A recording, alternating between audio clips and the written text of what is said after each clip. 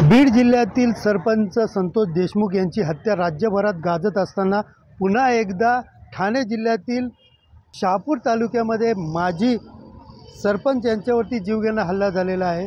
मी सध्या उभा आहे कल्याणच्या रुग्णालयामध्ये, ज्या ठिकाणी त्यांना या रुग्णालयामध्ये उपचारासाठी दाखल करण्यात आलेले आहेत। आपल्यासोबत त्यांचे कुटुंब देखील या ठिकाणी आलेले आहेत। एकंदरीत पाहायला गेलं तर कदम उघडे असं माजी सरपंचाचं नाव आहे आणि अजनूप या ग्रामपंचायतीचे ते माजी सरपंच होते। नेमकं त्या दिवशी काय झालं हे जाणून घेण्यासाठी आपल्यासोबत त्यांच्याबरोबर प्रवास करणारे त्यांचा जो ड्रायव्हर आहे तो देखील आपल्याबरोबर आहे।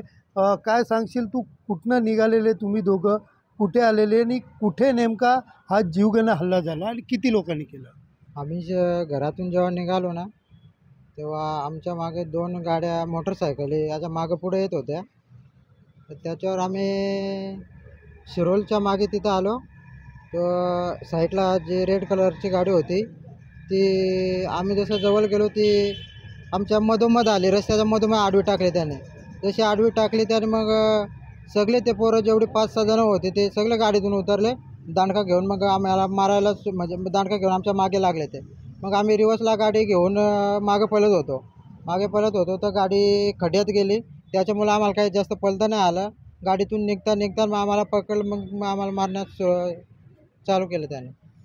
किती लोकांनी मिळून मारलेलं आणि गाडीची तोडफोड पण केलेली आणि जे तुमच्याबरोबर होते कदमजी त्यांना नेमकं कुठे कुठे मारलेत, आता त्यांची काय परिस्थिती आहे?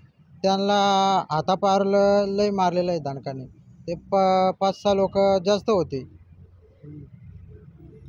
आपल्यासोबत त्यांचे नातेवाईक देखील आहेत। तुमचा भाऊ नेमका कशा पद्धतीने त्या ठिकाणी माजी सरपंचाचं काम करायचं आणि काय वाटतं आहे हा जो हल्ला केला आहे नेमका कोणी केलेला आहे? मला तर असे वाटते की बीड जिल्ह्यामध्ये संतोष देशमुखांची जशी हत्या केली तर तोच प्रकार इथे बाबू भगत आणि त्याचा भाऊ शांताराम भगत आणि त्याचे साथीदार यांनी केलेला आहे माझ्या भावावरती। एकदम त्याचे दोन्ही पाय निकामी केले, हात निकामी केला, छातीवर मारले। त्याला 3 मुलं आहेत। तर आता सर्व हे कठीण परिस्थिती केलेली आहे त्याने।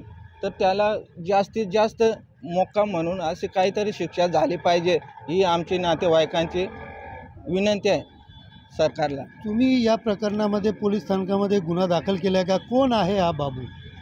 हा बाबू भगत हा 8-10 वर्षापूर्वीपासून मर्डरमध्ये 2-3 केसमधून फरारी झालेला आरोपी आहे। हा वारंवार फिरतीवरतीच असतो।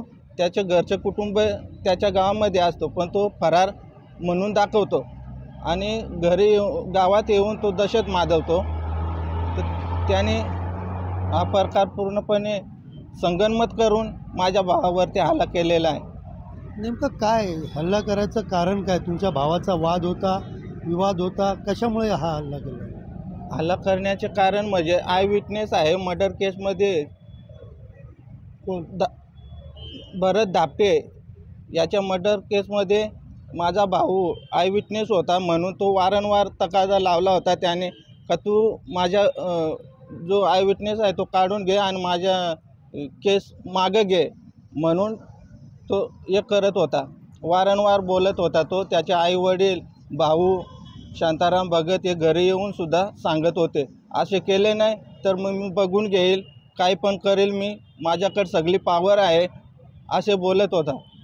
त्यावेळेला तुम्ही धमकी दिल्याचा गुन्हा दाखल केलेला का? पोलिसांनी त्यावेळेला काय भूमिका घेतली? त्यावेळेस आम्ही ठाण्याला SP कडे अर्ज केलेला होता, तरी पण त्याच्यावरती काहीच कारवाई झालेली नाही, म्हणून आम्हाला प्रशासनावरती विश्वास राहिलेला नाही आणि असे वारंवार आमच्यावरती हल्ले होत राहतील त्याच्याकडून, म्हणून त्याला लवकरात लवकर पकडून त्याच्यावरती मोका लावण्यात आल्या पाहिजे।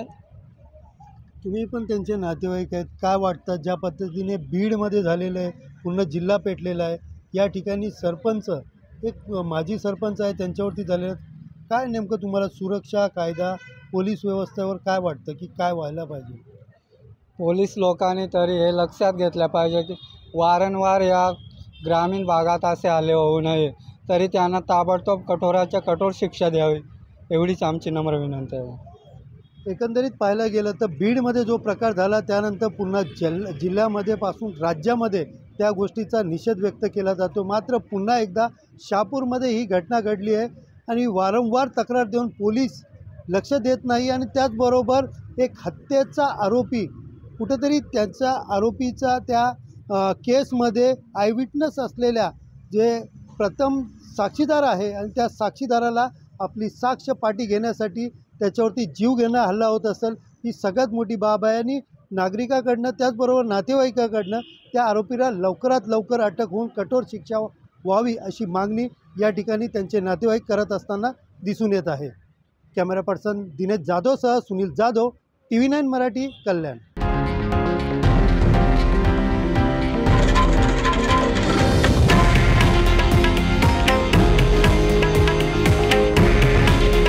हे आहे देशातील नंबर 1 न्यूज नेटवर्क आणि आपण पाहत आहात TV9 मराठी.